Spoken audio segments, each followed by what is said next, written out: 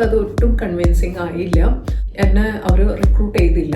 ഇൻറ്റ്യൂഷൻസിൻ്റെ ഒരു കുഴപ്പം എന്താ, ഒരു US സിറ്റീസിനെയാണ് നമ്മൾ ഫിനാൻസിലെല്ലാം ഇൻവെസ്റ്റ്മെന്റ്സിലൊക്കെ ആക്ച്വലി പ്രാക്ടിക്കൽ അല്ല. കാരണം ഇൻറ്റ്യൂഷൻ സ്പെൻഡ് ചെയ്യുക എന്ന് പറഞ്ഞു കഴിഞ്ഞാൽ പല കാര്യങ്ങൾ നടക്കാത്തതിൽ നമുക്ക് കോൺഫ്ലിക്ട്സ് ആൻഡ് ഡിസഗ്രി ഫെയിൽ ആകുന്ന ആളുകളുണ്ടെങ്കിൽ അത് ഒരു കംപ്ലീറ്റ് ഫെയിലിയർ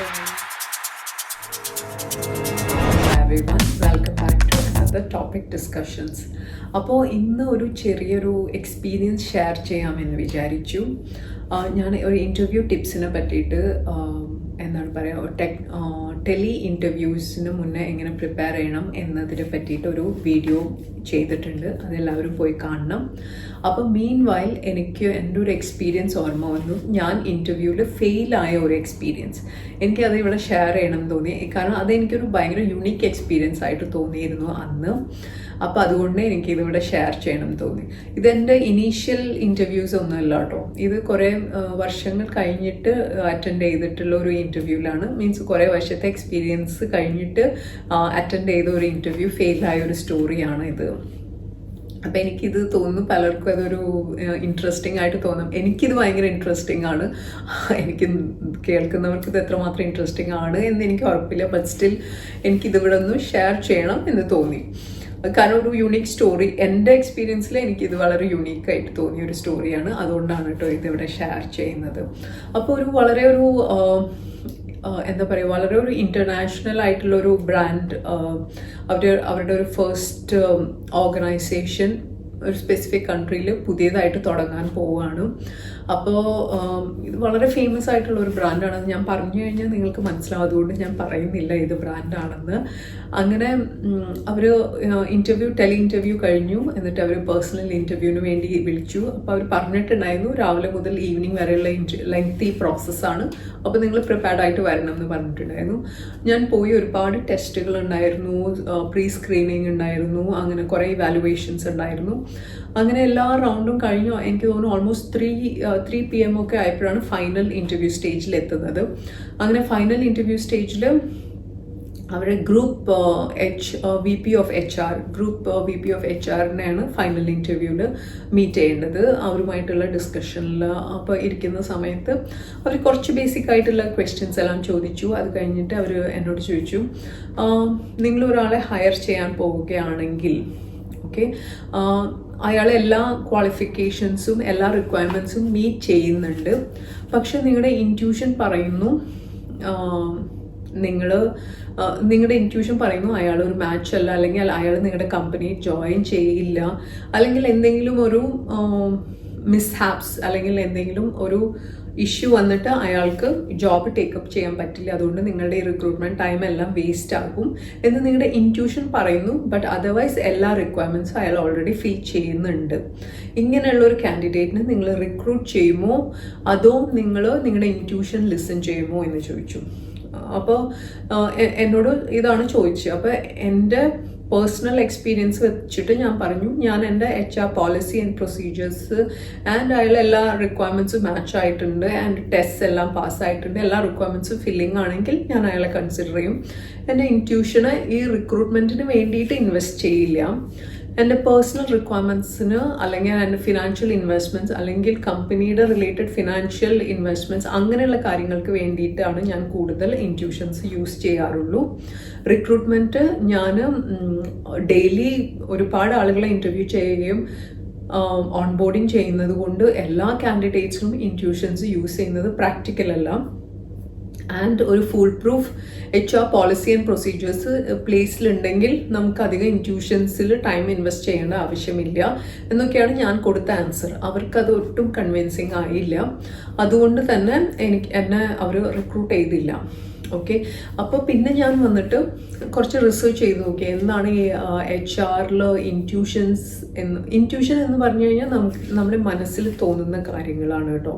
ഇപ്പം നമ്മൾ പുറത്തേക്ക് പോകുമ്പോൾ എന്തെങ്കിലും ഒരു ചീത്ത കാര്യം സംഭവിക്കും, അല്ലെങ്കിൽ എന്തെങ്കിലും ഒന്ന് വർക്ക് ആവില്ല എന്നൊക്കെ ഉള്ള ഒരു തോന്നൽ, അല്ലെങ്കിൽ എന്തെങ്കിലും നന്നായി വർക്ക് ആവും എന്നൊരു തോന്നൽ, അതിനൊക്കെയാണ് ഇൻറ്റ്യൂഷൻ എന്ന് പറയുന്നത്. അപ്പോൾ പേഴ്സണലി ഞാൻ എൻ്റെ ഇൻറ്റ്യൂഷൻസ് എന്താണ് ജോബ് റിലേറ്റഡ് ആയിട്ട് വളരെ കുറച്ച് യൂസ് ചെയ്യാറുള്ളൂ. എല്ലാത്തിനും എൻ്റെ ഇൻറ്റ്യൂഷൻസ് യൂസ് ചെയ്യാറില്ല. കാരണം എന്താണ് ഇന്ന് നമ്മുടെ data analysis and data science വളരെ അഡ്വാൻസ്ഡ് ആണ്. അപ്പോൾ നമ്മൾ ഡേറ്റ ആൻഡ് പ്രോബബിലിറ്റി യൂസ് ചെയ്തിട്ടുള്ള ഒരു സ്ട്രക്ചറാണ് HR പോളിസി ആൻഡ് പ്രൊസീജിയറാണ് ഇംപ്ലിമെൻറ്റ് ചെയ്യുന്നത്. അപ്പോൾ അവിടെ നമ്മൾ ഇൻറ്റ്യൂഷൻസിൻ്റെ ഒരു കുഴപ്പം എന്താണെന്ന് വെച്ച് കഴിഞ്ഞാൽ chances of errors are more. തെറ്റുകൾ സംഭവിക്കാനുള്ള ചാൻസസ് കൂടുതലാണ്. കാരണം നമ്മൾ നമ്മുടെ മൈൻഡിൽ തോന്നുന്ന ഒരു കാര്യം സത്യമാകുമോ എന്ന് വിശ്വസിച്ചിട്ട് ഇംപ്ലിമെൻറ്റ് ചെയ്യാൻ നോക്കുകയാണ്. അപ്പോൾ അതാണ് ഈ VP of HR പറയുന്നത്, നിങ്ങൾ ഇൻറ്റ്യൂഷൻ യൂസ് ചെയ്യുമോ ചെയ്യുകയില്ലേ എന്നുള്ളത്. അപ്പം ഞാൻ യൂസ് പ്രൊഫഷണൽ കാര്യങ്ങളിൽ ഞാൻ എൻ്റെ ഇൻറ്റ്യൂഷൻ ഇൻവെസ്റ്റ് ചെയ്യാത്ത ഒരാളായതുകൊണ്ട് ഞാൻ അത് തന്നെ പറഞ്ഞു. കാരണം എൻ്റെ HR പോളിസി അല്ലെങ്കിൽ ഞങ്ങൾ ഇംപ്ലിമെൻറ്റ് ചെയ്യുന്ന ഒരു HR പോളിസി ആൻഡ് പ്രൊസീജിയർ അനുസരിച്ചിട്ട് എങ്ങനെയാണെന്ന് വെച്ചാൽ നമ്മൾ ഒരു 50 ടു മാക്സിമം ഒരു ടഫ് റിക്വയർമെൻ്റ് ആണ് ഫില്ല് ചെയ്യാൻ എന്നുണ്ടെങ്കിൽ നമ്മളൊരു 50 to 100 CVs വരെ റിവ്യൂ ചെയ്യും. ആ 100 CVസിൽ കൂടുതൽ നമുക്ക് വേണമെങ്കിൽ റിവ്യൂ ചെയ്യാം. പക്ഷെ അത് എഗെയിൻ നമ്മളൊരു ടൈം കൺസ്യൂമിങ് ടാസ്ക്കായി മാറും. സോ നമ്മൾ ഒരു HR പോളിസി വെക്കുകയാണ്, ഈ സ്പെസിഫിക് റിക്വയർമെൻറ്റിന് മാക്സിമം 100 CVs ആണ് റിവ്യൂ ചെയ്യാൻ പോകുന്നത്. അതിൽ 100 CVs റിവ്യൂ ചെയ്ത് കഴിഞ്ഞിട്ട് അറൌണ്ട് 12 CVs നമ്മൾ ഷോർട്ട് ലിസ്റ്റ് ചെയ്യാൻ പോവുകയാണ്. ആ 12 CVസിൽ നിന്ന് നമ്മൾ 12 CVs ഷോർട്ട് ലിസ്റ്റ് ചെയ്ത് കഴിഞ്ഞാൽ 12 കാൻഡിഡേറ്റ്സിനെ ഇൻ്റർവ്യൂ ചെയ്തിട്ട് 3 കാൻഡിഡേറ്റ്സിന് ആ സ്പെസിഫിക് പൊസിഷന് വേണ്ടിയിട്ട് നമ്മൾ ഷോർട്ട് ലിസ്റ്റ് ചെയ്യുകയാണ്. അപ്പോൾ നമ്മൾ ഒരു കാൻഡിഡേറ്റിന് എന്തെങ്കിലും പ്രോബ്ലമാറ്റിക് ആയി കഴിഞ്ഞ് ജോയിൻ ചെയ്യാൻ പറ്റിയില്ലെങ്കിൽ തന്നെ നമ്മുടെ കയ്യിൽ 2 other കാൻഡിഡേറ്റ്സ് ഉണ്ട്. അപ്പോൾ അങ്ങനെയാണ് നമ്മൾ HR പോളിസീസ് ഇംപ്ലിമെൻറ്റ് ചെയ്യേണ്ടത്. എല്ലാത്തിനും നമ്മൾ ഇൻറ്റ്യൂഷൻസ് ഉപയോഗിക്കാൻ തുടങ്ങിക്കഴിഞ്ഞാൽ it is going to be a very time consuming task. പക്ഷെ യൂസ് ചെയ്യാം. നിങ്ങൾക്ക് അത്രയും കേപ്പബിൾ ആയിട്ടുള്ള ഒരു ഇൻറ്റ്യൂഷൻ സിസ്റ്റം ഉണ്ടെങ്കിൽ അത് യൂസ് ചെയ്യാവുന്നതാണ്. പക്ഷെ ഇന്ന് നമ്മുടെ data analysis and data structures are much more advanced. അപ്പോൾ ഒരു നല്ലൊരു ടെസ്റ്റ് കൊടുത്ത കാൻഡിഡേറ്റ് നല്ല കേപ്പബിൾ ആയിട്ടുള്ളതാണെങ്കിൽ go ahead and shortlist 2-3 candidates, review and proceed. അപ്പോൾ ഈ ഒരു എക്സ്പീരിയൻസ് എനിക്കിവിടെ ഷെയർ ചെയ്യണം തോന്നി. ആൻഡ് അപ്പോൾ നമുക്ക് പറയാൻ പറ്റില്ല എങ്ങനെയുള്ള പൊസിഷൻസിന് എങ്ങനെയാണ് നമ്മളെ കൺസിഡർ ചെയ്യപ്പെടുന്നത് എന്ന്. പിന്നെ ലേറ്റർ ഞാൻ അണ്ടർസ്റ്റാൻഡ് ചെയ്തു അവർ ഒരു US സിറ്റിസനെയാണ് അവരത് റിക്രൂട്ട് ചെയ്തത്. അവർക്ക് ഓൾറെഡി പൈപ്പ് ലൈനിൽ ഉണ്ടായിരുന്നു.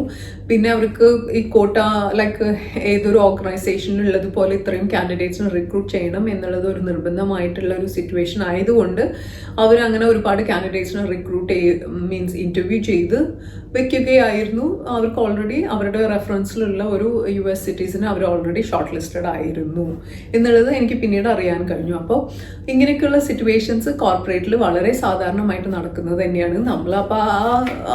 നമ്മളത് മനസ്സിലാക്കിയിട്ട് മുന്നോട്ട് പോവുക, അല്ലാതെ അതിനാലോചിച്ചിട്ട് എന്താണ് അതിൽ നിന്ന് നമുക്ക് പഠിക്കുന്ന പാഠങ്ങൾ എന്താണ്. അപ്പോൾ എനിക്കിതൊരു വളരെ അന്ന് എനിക്കിതൊരു ഈ ഇൻസിഡൻറ്റ് നടന്നിട്ട് ഒരുപാട് വർഷങ്ങളായിട്ടോ. അപ്പോൾ അന്ന് എനിക്കിത് വളരെ ഒരു എന്താണ് ഇൻട്രസ്റ്റിംഗ് കോൺസെപ്റ്റ് ആയിരുന്നു. ഓക്കെ, ഇൻറ്റ്യൂഷൻ ഇത്രയും വാല്യൂ കൊടുക്കുന്ന എസ്പെഷ്യലി ഇൻ HR, നമ്മൾ ഫിനാൻസിലെല്ലാം ഇൻവെസ്റ്റ്മെൻറ്റ്സിലെല്ലാം ഒരുപാട് ഇൻറ്റ്യൂഷൻസിന് ഇമ്പോർട്ടൻസ് കൊടുക്കുന്നതാണ്.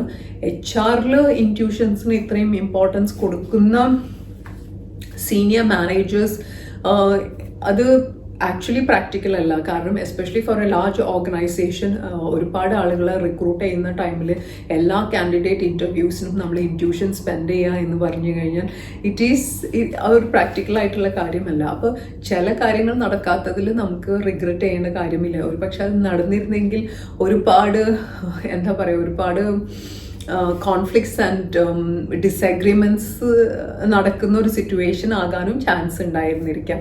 അതുകൊണ്ടൊക്കെ ആയിരിക്കാം ചില കാര്യങ്ങൾ നടക്കുന്നതും ചില കാര്യങ്ങൾ നടക്കാതെ ഇരിക്കുന്നതും.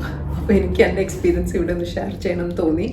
ഇനി അഥവാ ഏതെങ്കിലും ഇൻ്റർവ്യൂസിൽ ഫെയിൽ ആകുന്ന ആളുകളുണ്ടെങ്കിൽ, അല്ലെങ്കിൽ ഏതെങ്കിലും ഒരു എക്സാംസിൽ ഫെയിൽ ആകുന്ന ആളുകളുണ്ടെങ്കിൽ ഇങ്ങനെയൊക്കെ എല്ലായിടത്തും നടക്കുന്നതാണ്. അപ്പോൾ അത് ഓർത്തിട്ടൊന്നും ഡിമോട്ടിവേറ്റ് ആവേണ്ട ആവശ്യമില്ല, ഡിസ്കറേജ്ഡ് ആവേണ്ട ആവശ്യമില്ല.